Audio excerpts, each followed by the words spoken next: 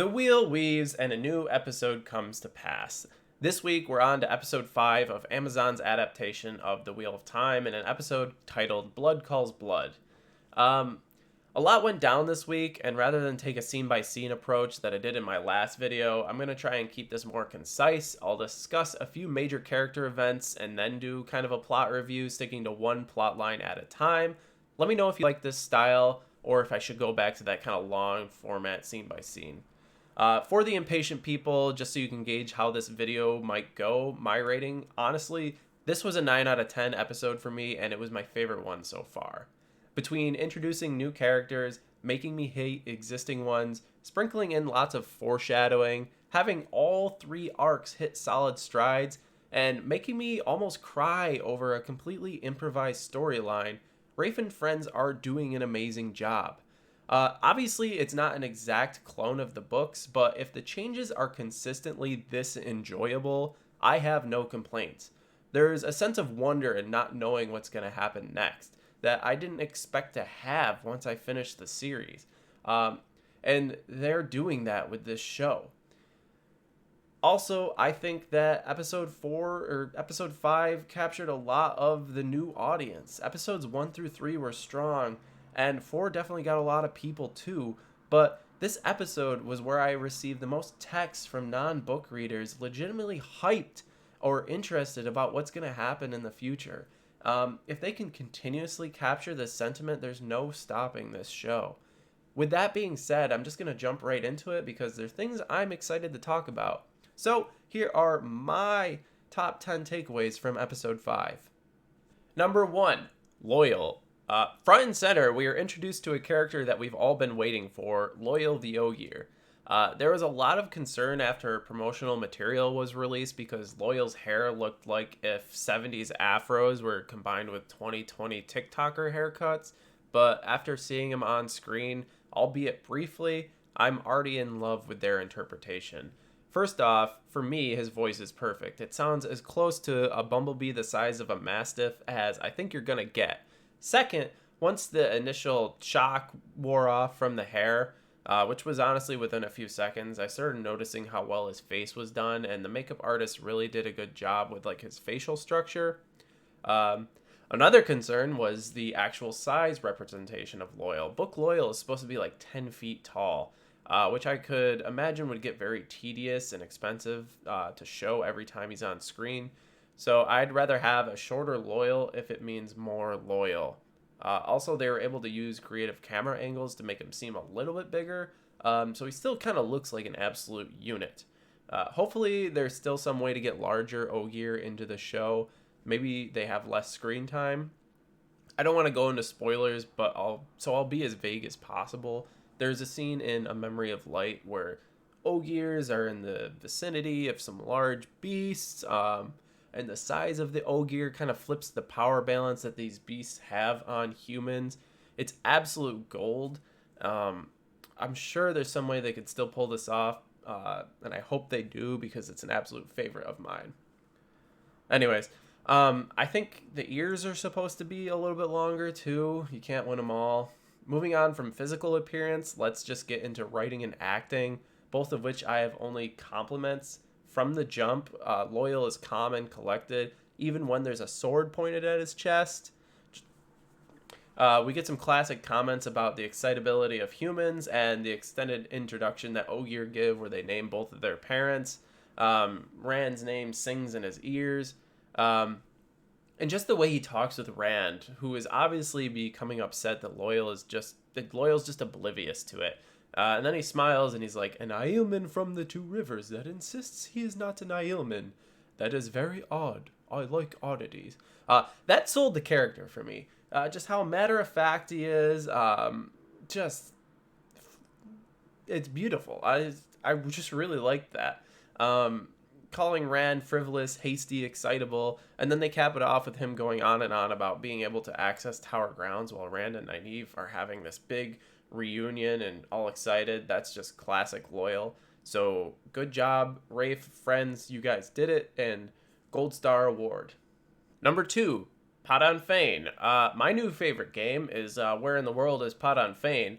But in all seriousness, my interest in this character is through the roof. In episode 1, we're introduced to this peddler who seemingly was unfazed by Trollocs appearing and murdering all the people that he's been spending time with over the past few days. He wasn't concerned about his own life either, and now he's returned. He's even got a catchphrase or a catch whistle, if you will. When I heard that whistle in episode 1 as they transitioned from the fade into him on his peddler cart, it seemed pretty eerie then, but the fact that just hearing a few notes, those notes jumped out at me as the boys walk into the inn from the street. It gives me hope that they're really going for something with this character, just with the mystery and how things are going. Mark this down. I think by the end of the series, that whistle will be like an iconic thing that we hear. Not often, but when we hear it, we know something's about to go down. Also, we see him in the street. There's no way this is a coincidence. Like, the last time we saw him was halfway across the continent, and now he just happens to be on the same street as Rand and Matt. That's not suspicious at all. Number 3, Leandrin. Another surprise would be how much I'm enjoying Leandrin's character. Between the writing and Kate Fleetwood's delivery, I'm finding myself really liking her character. The way she carries herself in conversations, both tone and facial expressions, makes me have this respectable distaste towards her. She's clearly being set up as some type of antagonist, but I kind of don't dislike her at this point. I'm just suspicious.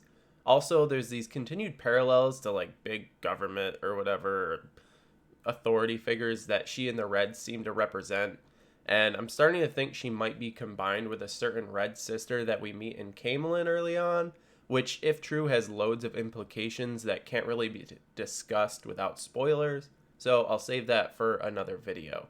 Last, and certainly not least, she and Moraine definitely used to knock boots with each other. Rafe, if we could get some flashback scenes, that would be great. Number 4, the Steppen arc.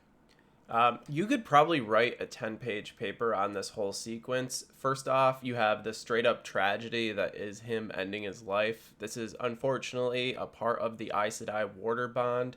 Second, you have Lan taking the responsibility for caring for him and keeping an eye on him, only to fail at keeping him alive.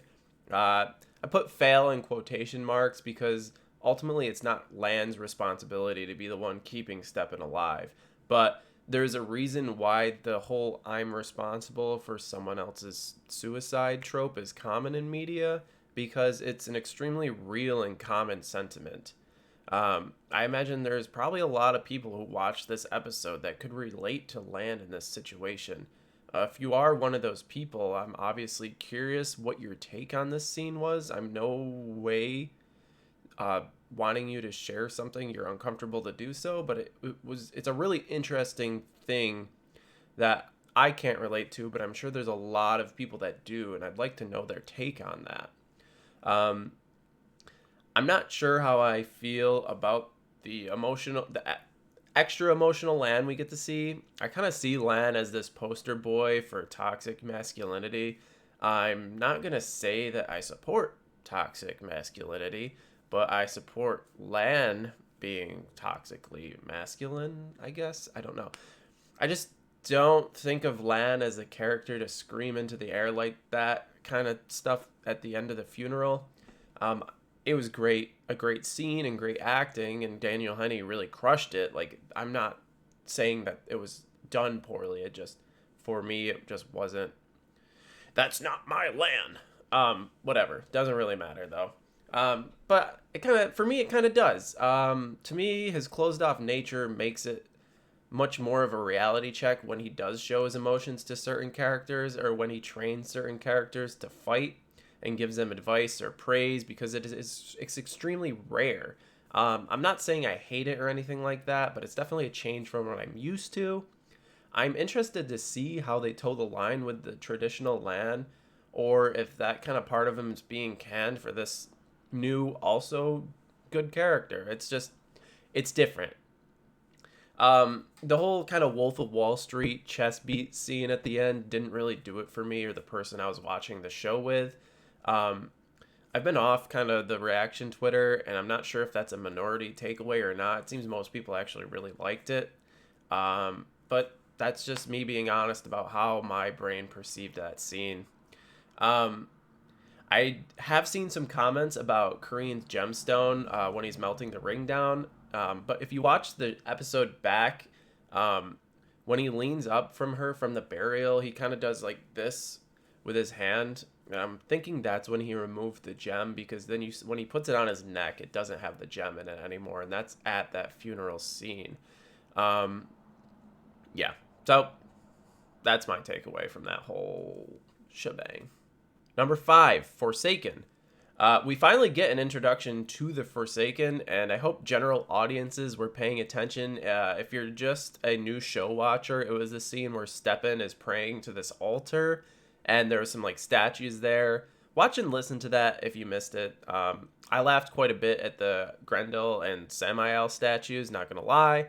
I hope their actor and actresses can do those statues justice for plot reasons, of course. Number 6, Kinky Warders. I'm glad the show is not shying away from the questions we might have how the relationships work between the Green Aja and multiple warders. Stepan is basically like, I've never been with dudes, but there's a first time for anything.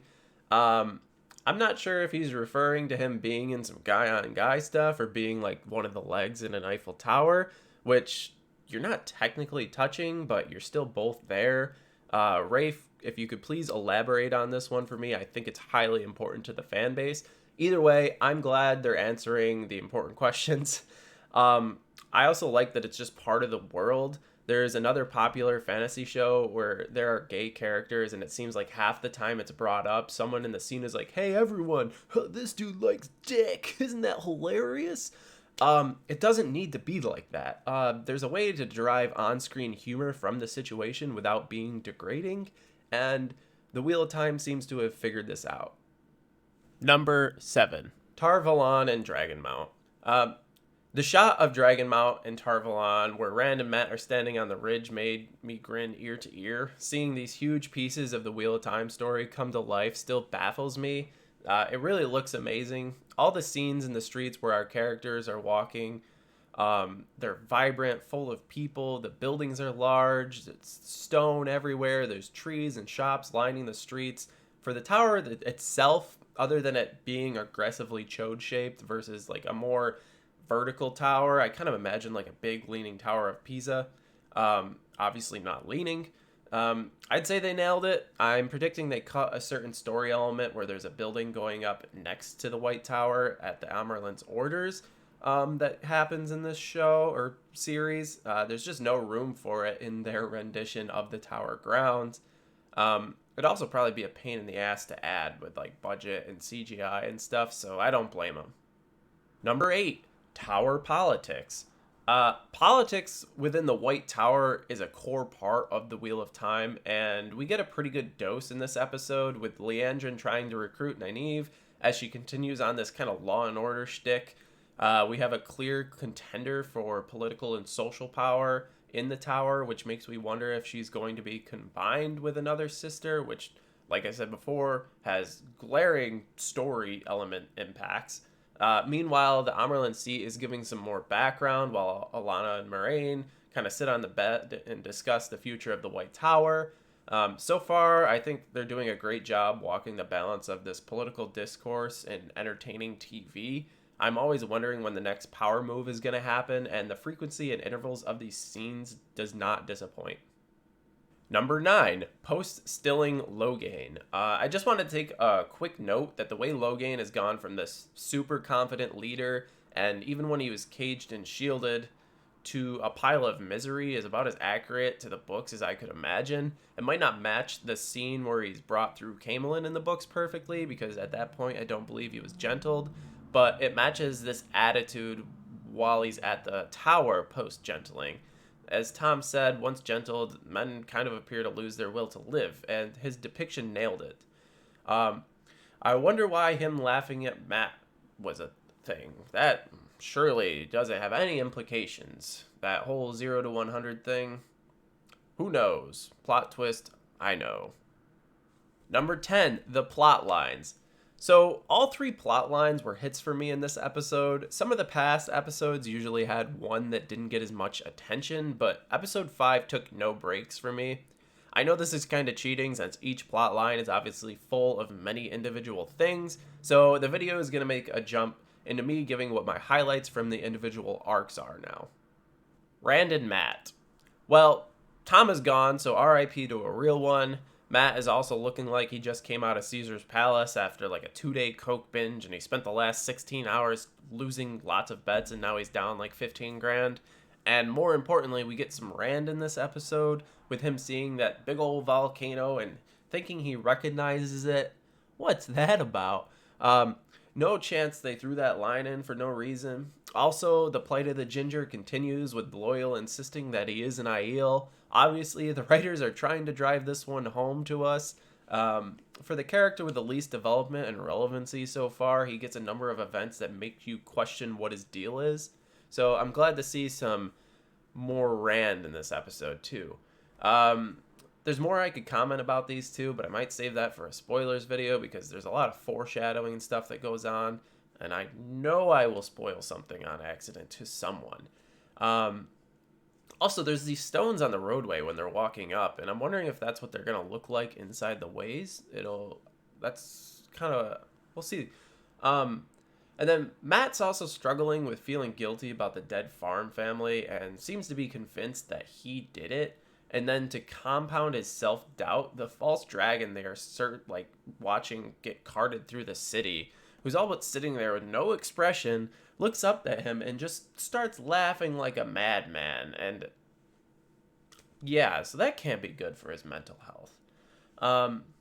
Then Matt and Rand have this heart-to-heart on the balcony watching Logain. Matt essentially, I think what I got from this is said he'd rather die than end up as like a puppet false dragon or a puppet dragon for the White Tower. I might have heard that wrong, but that's what I got out of it. And then back at the inn, we get our first reunion. I honestly got a little emotional seeing it, especially with Nynaeve just going right into her role as a caretaker for these boys. And then you have Matt freaking out on her because of the side effects of what's going on. And then Rand reveals to Nynaeve that he thinks that Matt can channel based on the observations that Tom said. And being the stubborn Two Rivers folk that they are, being the absolute woolheads, they decide they're going to try to take care of it themselves. I'm sure that will have positive repercussions. More importantly from that scene, we get more great Loyal dialogue. I talked about it before, but man, I really do love this character. And of course, as is tradition, Rand and Nynaeve just carry on a whole conversation while Loyal is just still ranting about being able to access the tower. Great stuff. Lan, Nynaeve, and Moiraine. As far as these three's plotline goes, most of the enjoyment came from character interactions. These characters have a lot of their personal development off-page in the books, so having them shown is an interesting treat that we didn't get before. There is a scene in the beginning of the episode when they're on horseback next to each other where you can see tire tracks in the mud from a camera car. They're definitely not wagon wheels. You can see treads in there. I thought that was a little interesting thing I noticed on a second walkthrough. Is what it is. I'm really enjoying the back and forth between Moiraine and Lan that happen when they're alone together. What I was surprised was what they seemed to be introducing this rift between Moiraine and her warder bond.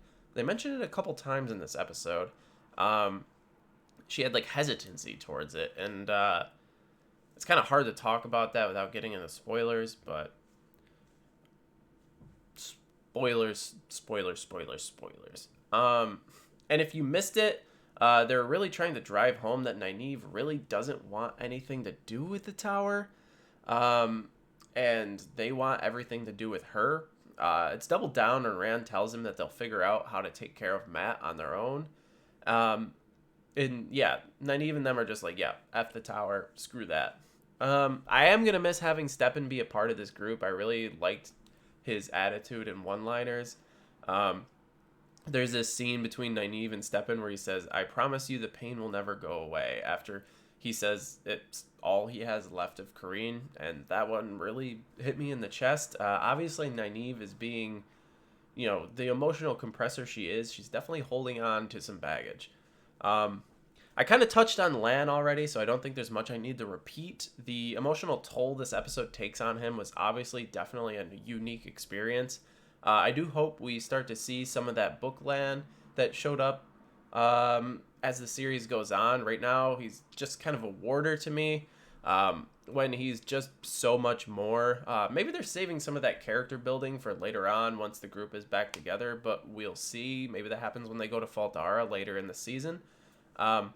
Moraine had some nice moments in this episode too, but seems primarily a vehicle for other people to build their characters and story arcs off of, other than just kind of showing that her and Swan have some type of friction. There is one scene that stands out to me when Alana's in her room. Right before she leaves, she tells her that she'll have to trust her secrets with someone or they'll eat her alive. I'm wondering if that someone is going to be a certain character from the books. To avoid spoilers, that character is very good at the game of houses. I'll leave it at that. Perrin and Egwene.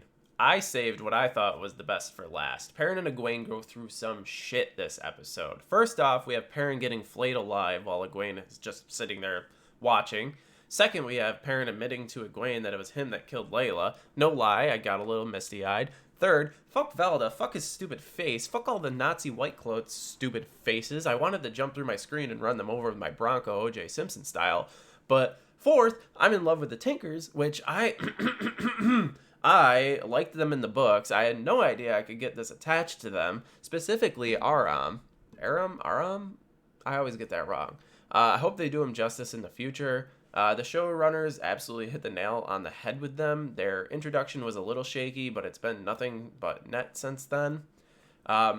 Fifth, the scene with the scrubbing. I really hate the questioners and the white cloaks. I'm not going to get too into that one, but I think we all have the same reaction. Sixth, Madeline Madden can fucking act. Obviously, I'm an 8-brain and I really don't know drama, but so far she seems to have this stuff down. She's every bit as Egwene as she is in the pages. So far, she is my favorite character representation.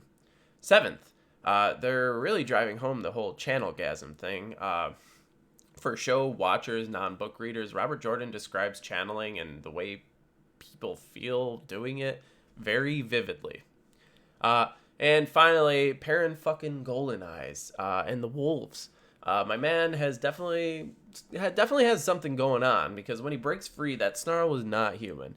His eyes were also glowing yellow. We get a brief glimpse as we head outside to this Zootopia warfare. Wolves are having a white cloak buffet, and the two of them escape into the night. So I don't know how to talk about that without getting too much into certain things, but that stuff was hype. The whole wolf plot line, I think, is getting a lot of people interested because it's still mysterious, but it's kind of badass because you have these wolves coming in. So, like I said, episode 5 had the most people that were just like, for me at least, texting me being like, yo, what is going on? I'm really interested in this. And this Perrin and Egwene arc was largely responsible for it. So, it was just great. Good job, guys. We get Egwene embracing the One Power finally. She has this life or death situation that her actions bring about the escape. She couldn't channel enough to get do damage to him, so she uses her brain, and she did what she could because that's what Egwene be. They got that part down. We have Perrin finally telling someone about his wife. Hopefully he can start moving on with the grieving process. And not to mention, this is also going to make them very apprehensive of White Cloaks going forward. Both of their characters, after going through this, the White Cloaks are an essential part of this world. And now we have two characters that have extreme trauma with them. So that's probably going to have lasting repercussions as things goes on. I had this written down in a list format, and I tried to look at the camera and go off my memory of the list, and I got all sorts of kabobbled around. But lastly, fuck Valda. We hate him so much. Fuck all those dudes. That's about as eloquent as I can be. Yeah, this arc was awesome. Just the character growth for Perrin and Egwene, the hate for the White Cloaks, the whole wolf thing coming in, just really well done. All in all, I really enjoyed this episode. Aside from the Jordan Belfort chest beating and the dramatic land screaming, it was a total hit for me. I'm sticking with a 9 out of 10 and saying that it was my favorite episode so far. There were so many things that could be appreciated by a book reader, from the library scene and all that was in it to the White Tower politicking, questioners being absolute scumbags, something completely new for us to enjoy that isn't in the books with that Steppen storyline. I'll see how it holds up to episodes 1 through 4 as I rewatch it, but it's definitely my favorite upon initial viewing, and recording this video since I've watched it's my favorite episode.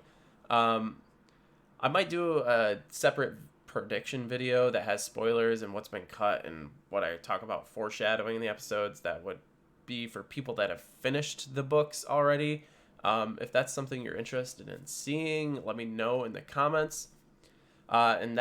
With that, my friends, I've said what I needed to say. Let me know what you think about it in the comments below. If you like my takes and attitude towards the show, hit the subscribe button or leave a comment. If you don't like them, feel free to subscribe anyways and talk crap on every video. I'm a big boy. I can handle it. Give me attention, please. I don't know.